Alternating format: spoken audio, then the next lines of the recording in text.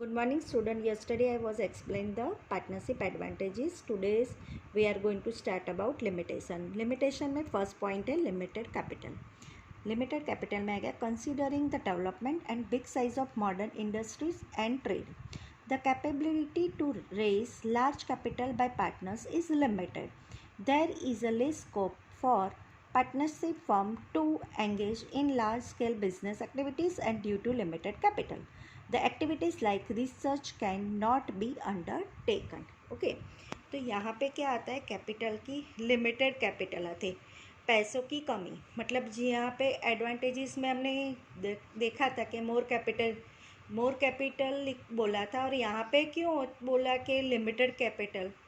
मतलब sole proprietorship में compare करो तो पार्टनरशिप में कैपिटल ज़्यादा होता है. लेकिन आज के मॉडर्न टाइमिंग में बड़ी बड़ी इंडस्ट्रीज चलती है, बड़ी बड़ी कंपनियां चलती है, तो उनमें कभी कभी कैपिटल की कमी रहती है. पार्टनरशिप में भी कभी कोई बिजनेस 5 पार्टनर्स हो या 10 पार्टनर्स हो, कोई भी इतना कैपिटल्स जमा नहीं होता है जितना उनकी बड़ी बड़ी कंपनी या बड़ी बड़ी इंडस्ट्रीज़ के पास होता है. और कंपनी के साथ कंपेयर करें तो इसमें कैपिटल कम पड़ती है, मतलब लिमिटेड कैपिटल होती है. ओके, दूसरी का लिमिटेशन आती है अनलिमिटेड लायबिलिटी, है ना. अनलिमिटेड लायबिलिटी आती है. ओके, तो अनलिमिटेड लायबिलिटी में क्या आता है, in partnership firm the liability of each partner is unlimited. All partners are responsible for the work done for the firm by any other partners. If assets of the firm are insufficient to pay the debt, then in that situation all partners have to pay debt even by selling their personal properties. Okay, तो यहाँ पे unlimited में क्या आता है कि partnership में जितने भी पार्टनर्स होते हैं उन सब की लायबिलिटी अनलिमिटेड रहती है. एक्चुअल में ये बात एग्रीमेंट में लिखी जाती है. पार्टनरशिप में एग्रीमेंट थ्रू ही होता है. उसमें पहले ही लिखा जाता है कि पार्टनर्स जो है उन सब पार्टनर की कैसी लायबिलिटी होती है. हो सकता है कि 5 पार्टनर हैं, 5 पार्टनर में 3 पार्टनर ऐसा बोलते हैं कि मेरी लायबिलिटी लिमिटेड होनी चाहिए, और 2 पार्टनर ऐसा बोलता है कि मेरी लायबिलिटी अनलिमिटेड होनी चाहिए. पहले ही एग्रीमेंट में लिखवा दे. जब भी फ्यूचर में बिजनेस में कोई लॉस होता है, मैं 2 लाख से ज़्यादा नहीं दूंगा फ्यूचर में, वो अनलिमिटेड लिमिटेड लायबिलिटी रहती. बाकी के जो पार्टनर्स होते हैं अनलिमिटेड होगी. तो अगर फ्यूचर में कोई भी लॉस हुआ तो उनको अपनी पर्सनल प्रॉपर्टीज़ भी बेचकर भी वो पैसे उसको चुकाने पड़ेंगे. वो अनलिमिटेड लायबिलिटी में आता है. पार्टनरशिप में ये सारी चीज़ें आपको ध्यान में रखना पड़ेगा. ये सब की लिमिटेड लायबिलिटी रख सकते हैं ना. अगर 5 पार्टनर है, पाँचों ही ऐसे कहते कि मेरी लिमिटेड लायबिलिटी रहेगी, तो ऐसा नहीं चलेगा. तो बिज़नेस में आगे लॉस होगा तो सब कहेंगे मैं तो 1-1 लाख ही दूंगा, उससे ज़्यादा मैं नहीं दूंगा. तो फिर बिज़नेस का लॉस को कैसे चुकाएंगे. सही है ना. तो उसमें से पार्टनरशिप में मतलब एक पार्टनर होता है, वो अनलिमिटेड लायबिलिटीज़ ज़रूर होता ही है. ओके, 5 में से 4 लोग लायबिलिटी में बोलेंगे कि मैं हमारी लिमिटेड होगी.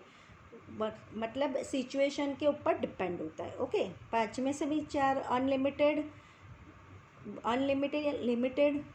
लिमिटेड बोल सकता है, और एक तो अनलिमिटेड होना ही चाहिए. ओके स्टूडेंट्स, बराबर है. उसके बाद आता है थर्ड, आता है पॉसिबिलिटी ऑफ डिसएग्रीमेंट. ओके, तो इसमें क्या होता है, there is a possibility of difference of opinion and disagreement of partnership. In partnership, management of the firm runs properly till there is unity and agreement. When disunity and dispute arise, there is possibility of disagreement in partnership.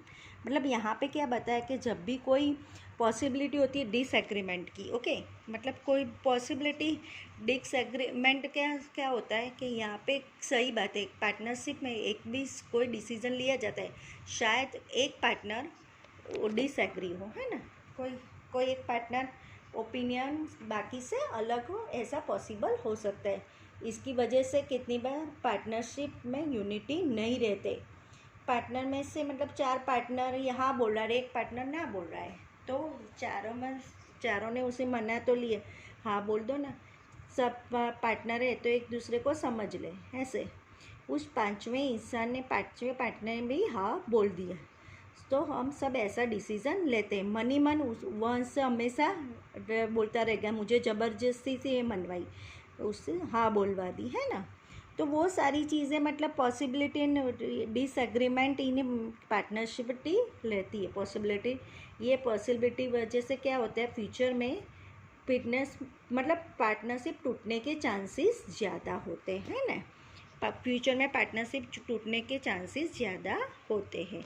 उसके बाद आता है difficulty in maintaining secrets in partnership. Important business decision can not be taken without proper decision and thinking process. Due to discussion among partners, the maintenance of business secrets are difficult. मतलब difficult and maintaining भी secret आता है। इसके बाद मतलब वो भी default, मतलब जब भी कोई पार्टनरशिप इम्पोर्टेंट होता है, सबसे बड़ा लिमिटेशन है, मतलब ये पार्टनरशिप में सीक्रेट कोई बात का सीक्रेट रखना है तो सोल प्रोप्राइटर रख सकता है, पर और एक ही इंसान है, वो सीक्रेटली इजी रख सकता है। पर यहाँ पे पार्टनर्स है तो वो पार्टनर्स ये सारी चीज़ें मेंटेन नहीं कर पाता है, मतलब वो लोग सब साथ में काम कर रहे हैं तो वो सारी चीज़ें वो मेंटेन नहीं कर पाएगा। 5 या 10 पार्टनर होते, एक भी पार्टनर जाके किसी के सामने कुछ भी बोल दिया तो गलती से वो बात बाहर चली जाती है। वो डिस्कशन मतलब proper discussion and thinking process है। वो बिजनेस का कोई भी सीक्रेट हो तो मेंटेन नहीं रह पाता है। Okay, difficulty in send transfer. उसके बाद है in partnership firm partner can not transfer his share to other person easily. Share transfer to other person required the concept of the मतलब concept of the all partners. मतलब एक partners में ऐसा नहीं होता है कि वो दूसरे को डायरेक्ट पार्टनरशिप में शेयर दे सकता है, HUF की तरह HUF में होता है, पर यहाँ पे नहीं, पार्टनरशिप में ये सारी चीज़ें नहीं होती है। यहाँ पे बहुत डिफ़िकल्ट है कि शेयर ट्रांसफ़र करना, सभी पार्टनर्स के एग्रीमेंट के हिसाब से ही जाना होता है, मतलब तो भी वो अपना दूसरे पार्टनर को अपने ला सकता है, उसके शेयर दे सकता है। इसीलिए इसमें शेयर ट्रांसफ़र करना भी, हिस्सा दूसरे को देना भी बहुत मुश्किल होता है, एक लिमिटेशन आ जाती है ना। Delay in decision making. उसके बाद according to the law each partner can take part in management of the firm due to internal dispute and disagreement among the partner. Decision taking process is delayed as the result the management becomes weak due to internal dispute many partnership firms में डिसॉल्व। मतलब अगर यहाँ पे कोई भी decision हो, 5 में से एक ना बोलता है तो उसको मनाना पड़ेगा, है ना। मतलब उसके बाद उसके सारे रूल्स वगैरह चेंजेस करने पड़ेगा, मतलब उसमें डिसीजन लेने में टाइम लगता है।